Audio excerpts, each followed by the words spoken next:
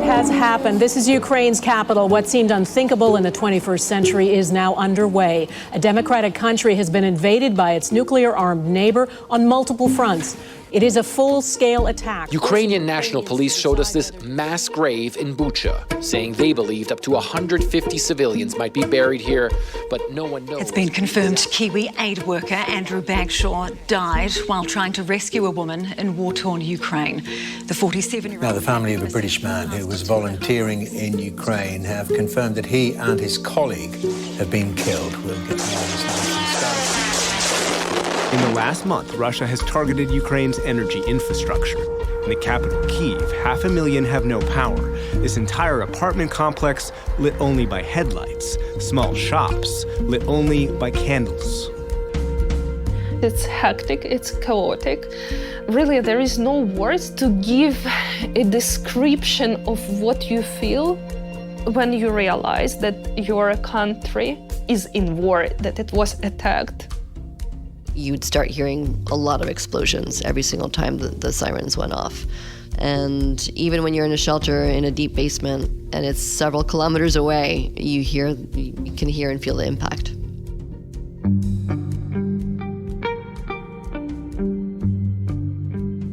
In most refugee crises, there's a pretty clear dividing line between the victims of the crisis and the humanitarian staff who are trying to help them. But in Ukraine, that line is not so clear. The war has affected everyone, and many of the aid workers who support the country's enormous displaced population have themselves been uprooted by the conflict. For example, those who were in Kyiv, they were staying in the subway because they were hiding from bombs. And people were already working. They were on a phone, texting, arranging, because they knew this is our job to help refugees, even though it's our job to do this, and then we become refugees ourselves. I understand that perhaps I will end up in this place as well, because for me at this stage I can't predict how I will survive through this winter. This is Crossing Borders, a podcast about refugee crises in the world and how people survive after being driven from their homes. We also explore the work of HIAS, an international agency that's providing crucial services to both refugees and the internally displaced in 20 countries around the world. I'm Bruce Edwards. In this episode, we hear what it's like to be an aid worker in the Ukraine war and what they're doing to help people get through this long, cold winter. You'll also learn about a Ukrainian aid agency that's become a vital player in supporting the vulnerable war victims, an agency that HIAS helped create. Rhoda Metcalf takes us there. Tetiana Luzan was living in Finland before it all began. She had a job working for refugees and displaced people back home in Ukraine. But like lots of people, she was doing the work remotely because she was married to a Finnish guy and she was doing a business degree at a Finnish university. But Tetiana knew she needed to get back to Ukraine, and soon. Russia was threatening to invade, and she was worried about her parents. When she finally bought the ticket and flew back to Kyiv, it was February 23rd. Tetiana made it just in time. The next morning, it all blew up. I slept a couple of hours, and then I started getting messages one by one. It was 5 a.m. And what were the messages saying? They said that there is shelling. Airport first was shelled. Then was very clear realization. It wasn't a surprise. I didn't expect it so soon, 5 hours after I was back to Ukraine. But I realized that it's now time for emergency suitcase. I packed it right away. I spent one night in bomb shelter. I was lucky enough that my friend was with me, and there was a really hard decision to take whether we are staying or we are leaving. Could you hear anything from the bomb shelter? What could you hear? Well, all kind of sounds like bombs and also some guns or something like that. So everything. So we spent night in bomb shelter, and I was lucky enough that my friend had a car and it was possible to kind of move somewhere. Right. Well, when we were driving, we were like very close to Hostomel and Bucha, where all these atrocities and mass graves and bombing and all this was happening, and I saw it and I heard it because it was very close as to you were us. driving by. Yes, we heard that. We saw that there were some kind of fights and so on. I mean, there was shooting? Or? Yes. So you go down the road, you pass these towns where there's bombing and there's fire and terrible things are happening. And later on, we discover that terrible things happened there. Well, first of all, it was like huge traffic jam. And my, as a professional realization was that if there is a decision to kill civilians, at one moment, like thousands of people would die, and me too. Because you were this big line of cars. Yes. And I couldn't write a message to say goodbye to my parents. But I wrote this message to my husband, and was hoping that I would survive.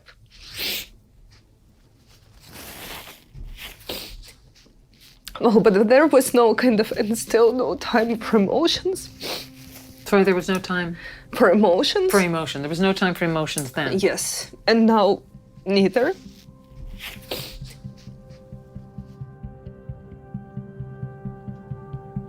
Driving in that long line of cars with her friend, Tetiana got as far as central Ukraine. They stopped in a small village where her friend had family, but then Tetiana was stuck. She was desperate to get to her parents in southern Ukraine because more Russian attacks were expected down south, and she wanted to be there to help them. But for a whole month, she couldn't get on a train because they were all being used to evacuate people.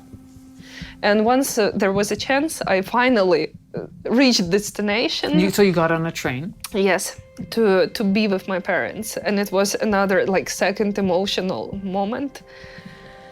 Well, I just hope that nobody would live the same or have the same experience as I had. Yeah, and so your parents were okay? Yeah. But while all this was going on, Tetiana was working. She was on her phone, talking to her colleagues, swapping intel, planning strategies. You see, Tetiana works for a Ukrainian aid agency. It's called Right to Protection, also known as R2P. And as the war has progressed, Right to Protection has grown into one of the key organizations helping displaced Ukrainians. But at the same time, a lot of R2P's staff, like Tetiana, are themselves displaced. And not once. There are people who are displaced 2 times, 3 times. They are also heroes for me because I'm really happy and lucky to be surrounded by people like that. Although I don't identify myself as an internally displaced person, because I believe that it's just for now. Soon we will win and everything will be the same. And for me, Kyiv is the best city in the world, and I'm just waiting when I will have a chance to go back. So where are you living now? Well, everywhere. So it's southern Ukraine, western Ukraine, in Kyiv as well, time to time. Well, I was ready to return to Kyiv, but it was when the shelling again started, and it was reliving exactly the same experience. I returned to Kyiv 2 hours before shelling, and I relived everything what I felt. And I realized, you relived it?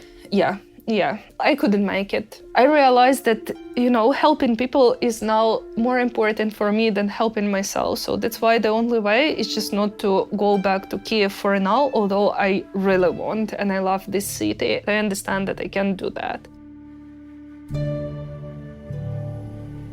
I got to know Tetiana because her organization, Right to Protection, is very closely allied with HIAS. In fact, they're basically family. You see, back in 2001, HIAS set up an office in Ukraine. For 13 years, they helped refugees seeking asylum and also Ukrainian Jews who were trying to migrate to the U.S. But then, in 2014, the country suddenly faced an enormous upheaval. Russian troops spreading out throughout the strategic Crimean Peninsula. President Obama. This morning, more unidentified pro-Russia armed militias controlling the streets of Crimea's capital. These troops are standing guard just a few hundred feet away from Russia invaded 3 of Ukraine's provinces, 2 in the east, and also the strategic Black Sea province of Crimea. Millions of Ukrainians fled their homes, and the country suddenly had a huge population of displaced people. HIAS leaders realized their staff could play an important role in helping the displaced. But to be most effective, it made more sense to close the HIAS office and help their Ukrainian staff create a new local agency, which they did. That new Ukrainian organization was Right to Protection. So now we are operating independently, but we're still kind of, like relatives, I would say. And thanks to HIAS, we had experience working with refugees from other countries. Then in 2014, we were ready, to restructure ourselves and to work with internally displaced population. And in 2022, after 8 years of experience, we just expanded. When now the whole country was in war. Yes, right. Yes. So a lot of people who were there, they became like leading experts, in the country. Olga Markova has watched R2P grow with amazement. She works for HIAS now in the U.S., but Olga is Ukrainian, and she was on the original HIAS team that worked in Ukraine before it transitioned into Right to Protection.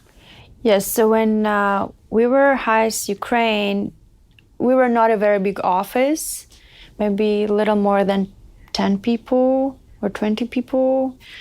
And now Right to Protection grew up to 960 staff around the country. It's a huge operation. And so what's HIAS's relationship now with Right to Protection? We work very closely implementing programs with them, but also we collaborate on advocacy as well.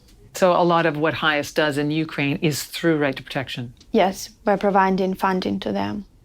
And in the war now, R2P is reaching tens of thousands of the most vulnerable displaced Ukrainians, helping them access all the things that people need when they suddenly find themselves uprooted: food, cash, medical services, legal services. And R2P has become well known in Ukraine for being a very smart, nimble organization that can make things happen fast.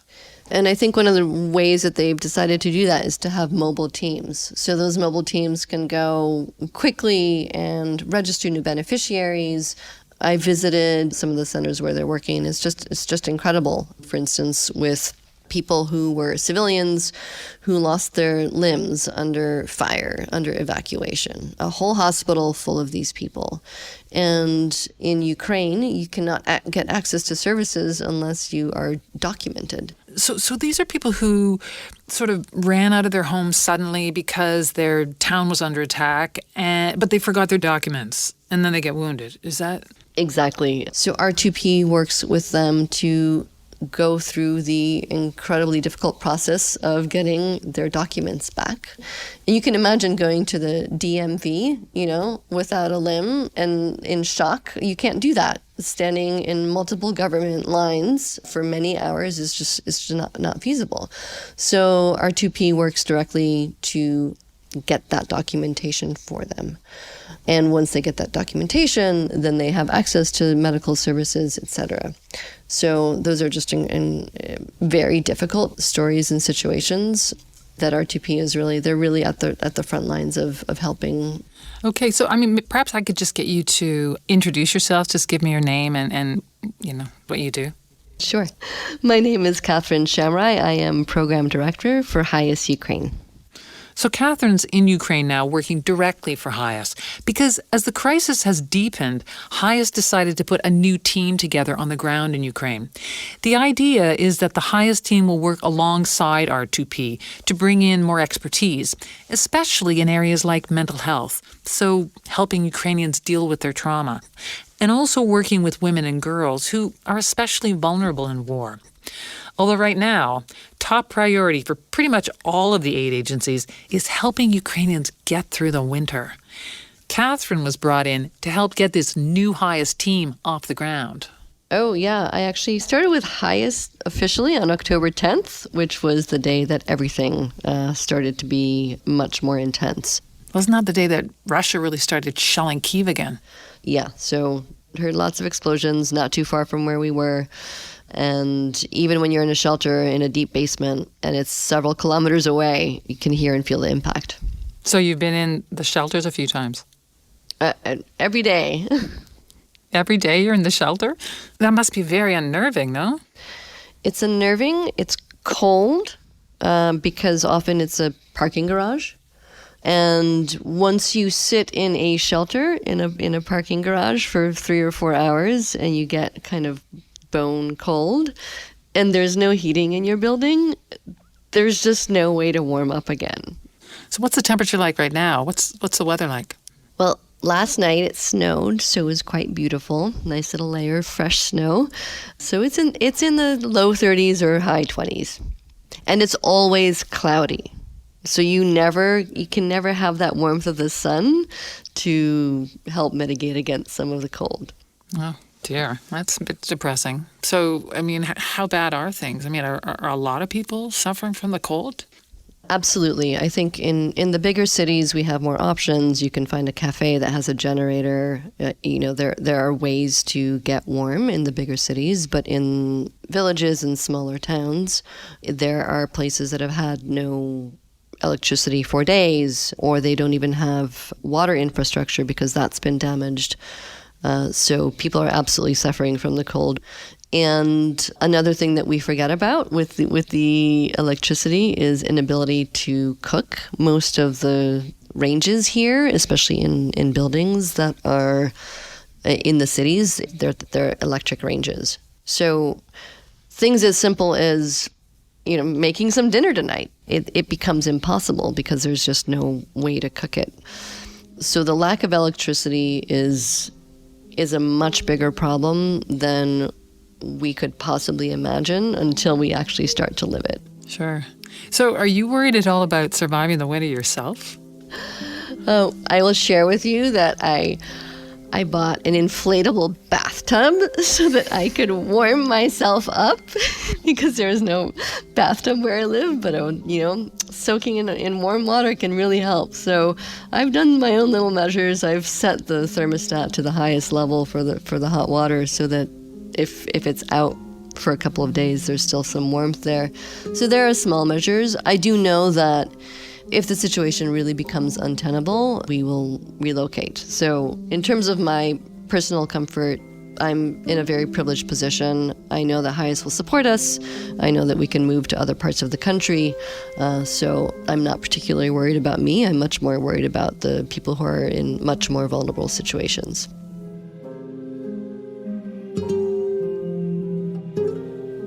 Tetiana Luzan says right now, R2P and a lot of the humanitarian community is focused on just getting Ukrainians through this winter.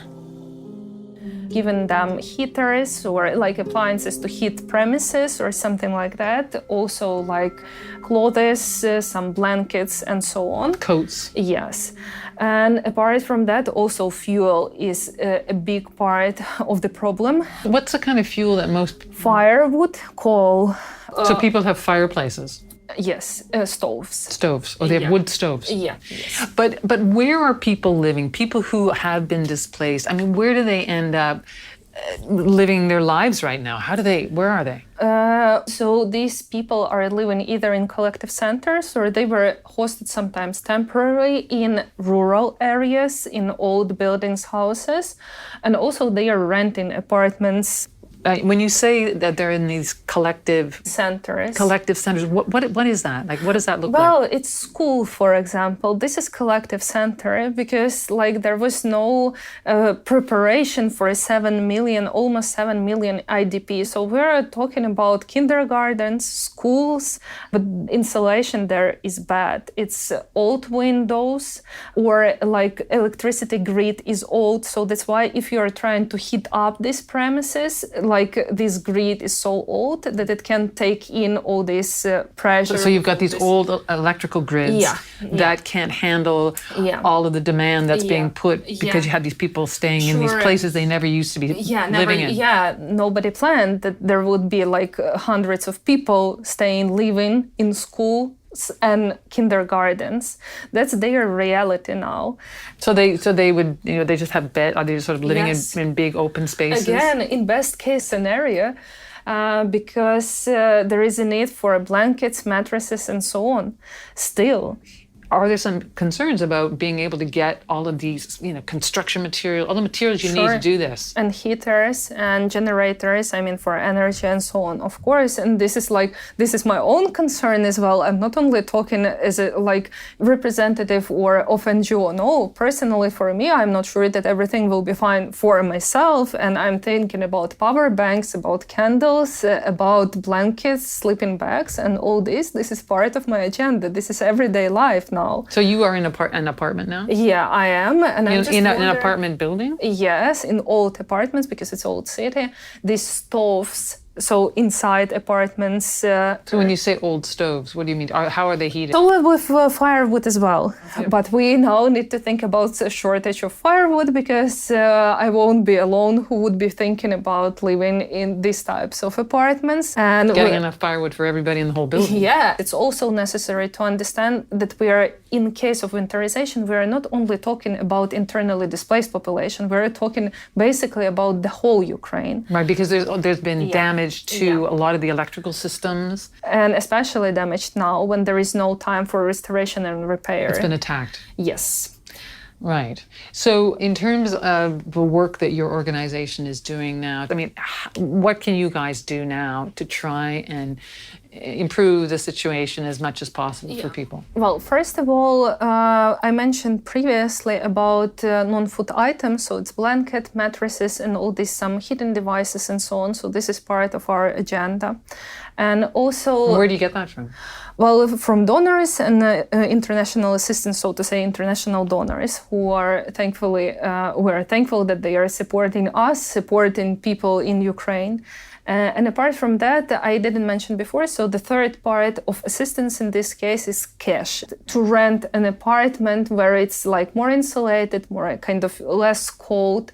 And we also must understand that utility bills are enormous for everybody. So it's planning and registering people for cash assistance. So more cash than they've had in the past? Yes. Because there's going to be more demand. And of course, and utility bills. And, if in the beginning, the beneficiaries of this assistance were mainly for example, internally displaced population, now we're all, becoming conflict-affected population in this way.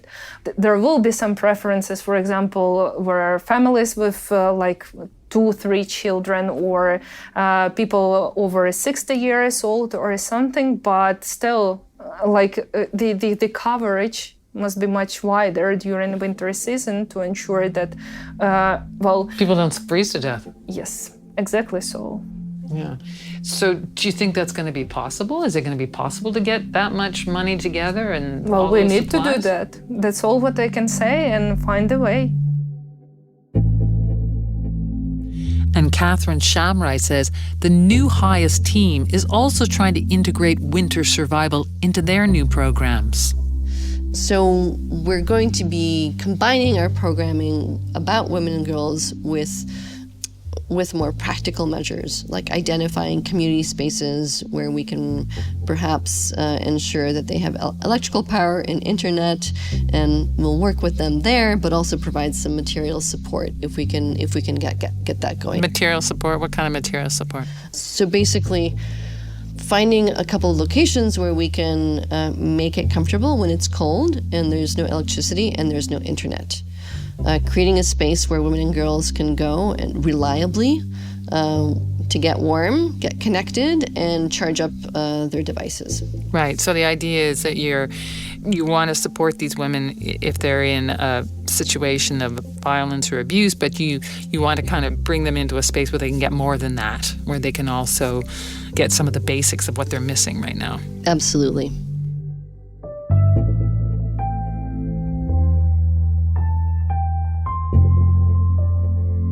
Tetiana says when all else fails this winter, collective centers around the country may well be the key to survival for a lot of Ukrainians. If not collective centers, but some heating places. So this is when people would come for the day? Yeah. or night, for example, and just stay over for some time to warm up. And well, actually it makes sense. I understand that, perhaps I will end up in this place as well, because for me at this stage, I can't predict how I will survive through with this winter, and this kind of solution, well, for me it makes sense. So maybe you're in your apartment, it's cold, you can't get the fuel, whatever. Yeah. And so you think, okay, well, I'll spend the night in one of these warm collective centers. Exactly. Just bring your sleeping bag and curl up on the floor. Yeah, I just hope that it won't be my reality, but nevertheless, well, for us, victory is more important than just this one winter. And I guess Ukrainians are also prepared to, one way or another survive through, but just not to give up because of winter. And for Ukrainians right now, that is a big part of the battle. Not just keeping their bodies alive and warm, but keeping their spirits energized and hopeful. Because that, more than anything, will carry them through to springtime.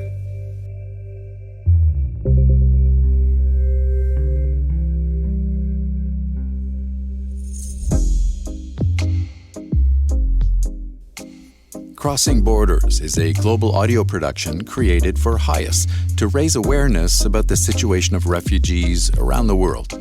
Go to hias.org, that's HIAS.org, to find out how you can help and to hear more of these podcasts. I'm Bruce Edwards. And I'm Rhoda Metcalf. Thanks for listening.